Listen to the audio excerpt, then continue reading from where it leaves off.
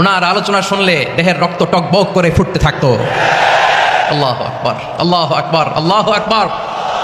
He was a strong mouthpiece of Islamic revivalism. Islamic জাগরণের strong mouthpiece ছিলেন আল্লামা সাঈদী রাহিমাহুল্লাহ।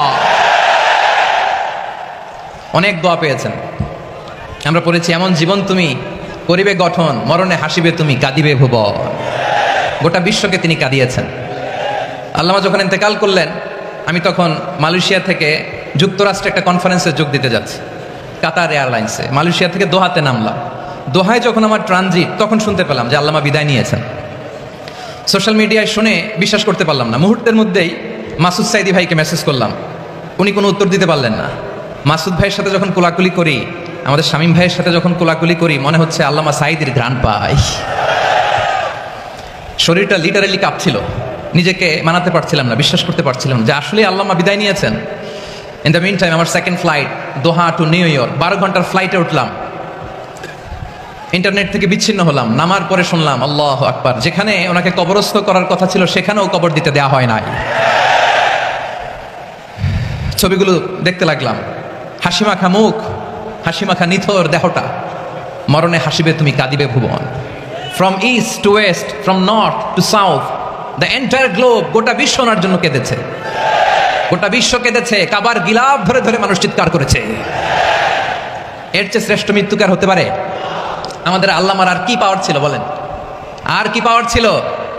কুল্লু নাফসিন যায়িকাতুল মাউত, যারাই দুনিয়াতে আসবে তারা ইন্তেকাল করবে, এটা আমরা মেনে নেই, এটা আমরা জানি। কিন্তু অবাক করা বিষয় হচ্ছে, আমরা আজও জানি না আমাদের আল্লামার মৃত্যু কি স্বাভাবিক হয়েছে নাকি এটা পরিকল্পিত মেডিকেল কিলিং ছিল। এটা যে পরিকল্পিত মেডিকেল কিলিং ছিল, এটা ধারণা করার পেছনে অনেক কারণ আছে। তিনি আধিপত্যবাদের বিরুদ্ধে সোচ্চার ছিলেন, ফ্যাসিবাদের বিরুদ্ধে সোচ্চার ছিলেন, রাজনৈতিক প্রতিহিংসার শিকার ছিলেন। এজন্য এটা মেডিকেল কিলিং হতে পারে, এ ধারণা আমরা করতেই পারি। আওয়াজ করে বলেন ঠিক কিনা? যে সময়টা আমরা কাটাচ্ছি, এত সুন্দর সময় বাংলাদেশ আর পাবে না।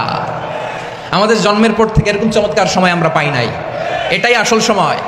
আমরা ইন্টারিম গভর্নমেন্টের কাছে দাবি জানাই, উচ্চতর তদন্ত কমিটি করে এটা কি হত্যাকাণ্ড ছিল নাকি স্বাভাবিক মৃত্যু ছিল, এই রিপোর্ট গণমানুষের কাছে প্রচার করে জানাতে হবে। এই দাবির সাথে কি সবাই আপনারা একমত? কারা কারা একমত হাত তুলে দেখান।